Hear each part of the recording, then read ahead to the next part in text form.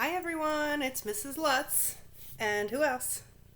Jillian Waintrain. Jillian Waintrain. And I was going to read this story to Jilly tonight, and then I was like, wait a minute. My class loved this book when I brought it in and read it. Did you know that they loved this book? No. Do you remember what it's called? No. The Circus Ship. And there's a mean guy in here. This book isn't for a project or an assignment. It's just because we all miss seeing each other, and maybe it's a good bedtime story tonight. So this is called The Circus Ship by Chris Van Dusen. All right, can Wayne Train have a seat for a little and listen to the story? Thanks, Wayne Train.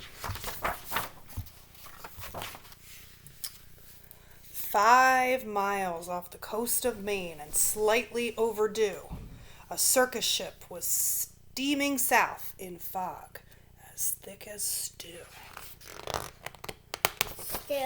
Stew, yeah, like really thick soup. On board were 15 animals who traveled to and fro. The next day, it was Boston for another circus show. See all the animals in the circus? Mm-hmm. Right? They're headed to the circus show. The captain, Mr. Carrington, was honest and sincere. He thought that they should drop the hook and wait for things to clear. But Mr. Payne, the circus boss, was terribly demanding. He stomped up to the helm where Captain Carrington was standing and screamed, "Don't stop! Keep going! I've got a show to do! Just get me down to Boston town tomorrow, sir, by 2!" Ooh, look at him. What do you think? Is he nice? No. Then came a crash and an awful bash. Things flew into the air. The ship had smashed into a ledge that no one knew was there. Angry? Yes, he is angry. And he's scared because he's going off of the boat now. The shattered ship began to tip, then sank without a sound. The splashing, thrashing animals swam round and round and round. All right, just listen. We're reading to the kids. The captain said to Mr. Payne, "Pray tell, what shall we do? We can't just leave them here to drown. We've got to save them too." "The animals?" yelled Mr. Payne. "Why, sir, what are you, daft? It's me that you should rescue. Pull me up into the raft." "Now ferry me to safety, sir, before I die of cold. Don't question me," barked Mr. Payne. "Just do as you are told." Ooh. Through chilly water, all night long, the animals swam on until they reached an island beach just before the dawn. Try to find an alligator. He's right here. They pulled themselves up on the shore, bedraggled, cold, and beat, then staggered to the village on weary, wobbly feet. Look at how tired they all are. Yeah, there's animals on all the pages, right?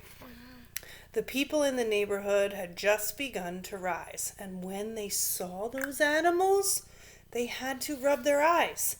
They thought they saw an elephant, but wait, how could that be? And what's that little monkey doing in a cherry tree? Oh, that's so nuts. Soon animals were everywhere and into everything. There's an ostrich in the outhouse. There's a hippo in the spring. There's a tiger in the tulips. There's a lion on the lawn. There's a python in the pantry. It went on and on and on. Mr. Hood was stacking wood and nearly jumped a mile when he found an alligator sleeping on his pile. And Mrs. Dottie Daly, who grew daisies by the bunch, discovered that zebra had been eating them for lunch. And Miss Fanny Feeney found, according to the rumors, that silly turtle, that silly little circus monkey, swinging in her bloomers. But everything changed quickly, like the turning of the tide. The night the abbot's shed caught fire, with Emma Rose inside. From high above the abbot's farm, the tiger saw the shed. The sight of smoke and fire triggered something in his head. He jumped through flames 1,000 times back in his circus days, so he ran past all the people and he leapt into the blaze. Okay, Wayne Train, let's listen nicely. Then everybody panicked, Jilly. Everybody panicked. Help, help, what can we do? When from the raging fire, something big burst into view. It was the most amazing sight, and everybody froze when they saw the tiger saving little Emma Rose. Look, there's little Emma Rose. The tiger saved her. Now I bet the people will love... Okay, we do need your foot in the video. The tiger's risky rescue changed everybody's mind. The animals weren't bothersome. The animals were kind. And so they lived together. Side by side, they got along. It didn't seem like anything could possibly go wrong. Uh-oh, Jilly. What's going to happen? I don't know. Okay. Then Little Red the messenger came running with the word. Apparently, a circus ship had sunk from what he'd heard. The animals are from that boat. They swam in from the bay. The greedy owner wants them back. He'll be back any day. Sit back. So the people called a meeting and they quickly hatched a plan. No animal that came ashore would sail off with that man. They can't go with the bad guy, right, Jilly? Mm-hmm. Right, guys? Mm-hmm. Mr. Payne is bad. So they're trying to figure out what can they do. The next day, at the crack of dawn, a ship was at the pier, and up the lane marched Mr. Payne, whose voice was loud and clear. I am the circus owner. My ship sank in the murk. I've come to find my animals and put them back to work. Ooh. He hiked until he came into the center of the town. His face was red. He scratched his head. He stood there with a frown. Mr. Payne looked high and low, but he still couldn't see the 15 circus animals of his menagerie. He cannot find them. Face. But look, they're hiding. If you pause it here, you can try to find all the animals. I want to say. See? Yeah. Okay, let's look. Let's see what happens. He ran around the alleyways. He searched the village square. He even checked a chicken coop. His animals weren't there. Mr. Payne was tuckered out. His heavy chest was heaving. Then Little Red stepped up and said, I think your boat is leaving.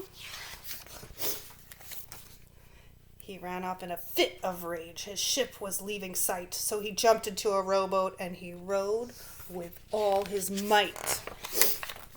And from that day, they like to say their lives were free of pain. It was a happy, peaceful place upon that isle in Maine. The end. All right, guys, have a great night. Come here.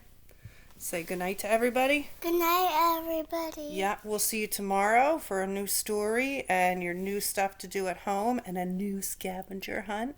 And I hope you guys have a good sleep tonight. Say goodnight. Good night. Good night.